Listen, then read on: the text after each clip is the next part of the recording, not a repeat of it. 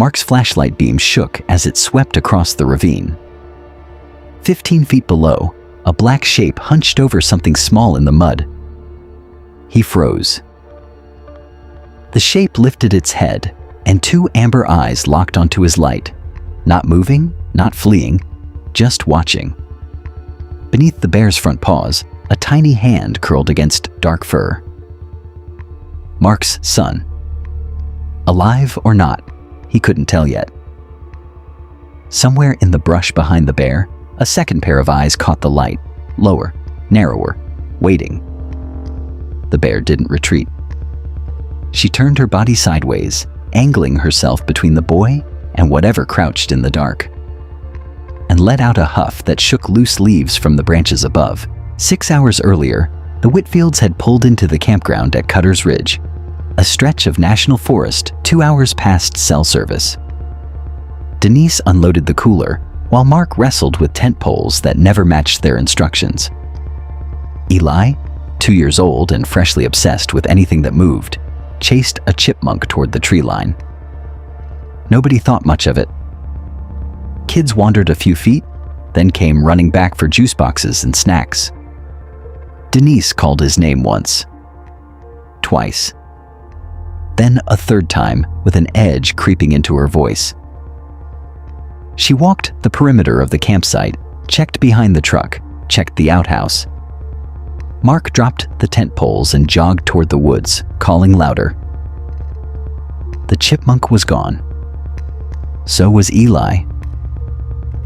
12 minutes passed before either of them admitted out loud that something was wrong. By the time rangers arrived, the sun sat low over the ridge, throwing long shadows across the search grid. Denise gave Eli's description in a voice she barely recognized as her own. Ranger Collins, a broad-shouldered woman with 2 decades on this mountain, knelt by a set of small sneaker prints heading northeast toward a rockier section of terrain. She radioed the direction, then hesitated before adding a warning to the other searchers. A sow with a single cub had been spotted near that same rock face 3 days earlier. Yesterday, a trail camera caught her alone. Whatever happened to the cub, nobody knew for certain. But a grieving mother bear was unpredictable in ways textbooks couldn't fully capture. Denise's stomach dropped. Mark grabbed a flashlight and started up the slope before anyone finished the sentence, ignoring the ranger's call to wait for backup. Rain started as a mist and thickened fast, turning the trail into a slick ribbon of mud. Mark's boot caught a root, and he went down hard, scraping his palm raw against a stone. He didn't stop to check it.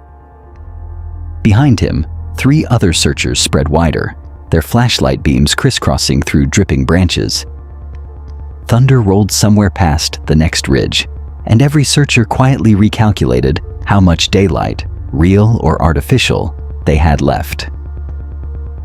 Ranger Collins caught up to Mark near a fallen log, breathing hard, and pointed toward fresh drag marks in the mud. Too small to be an adult animal, too deliberate to be random debris.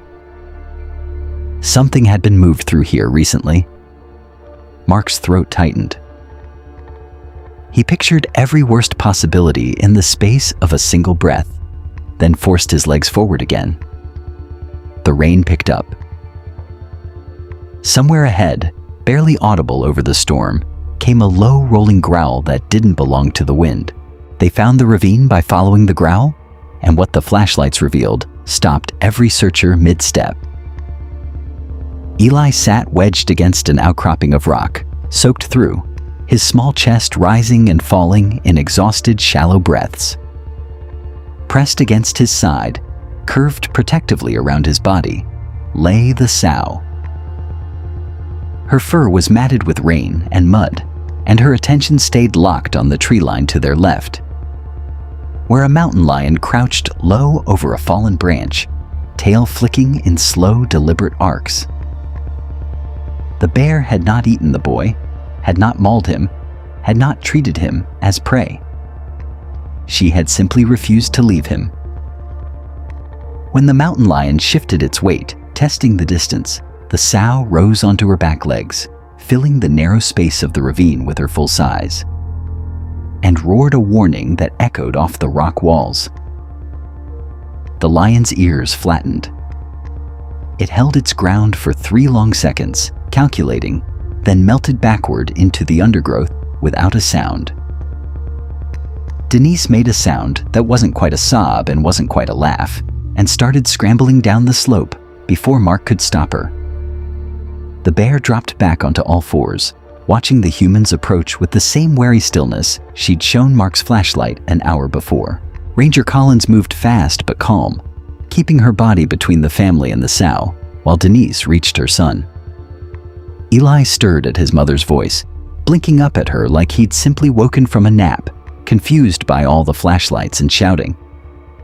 He had a scraped knee, a chill that worried the paramedics for exactly as long as it took to wrap him in dry blankets, and no memory of danger at all.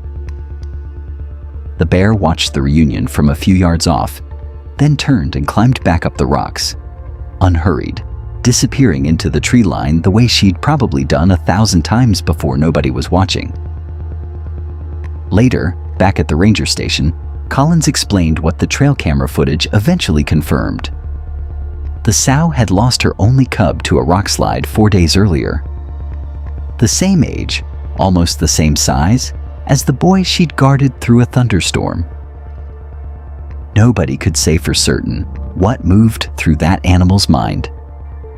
Instinct, grief, some deeper current of protection that didn't require language to make sense.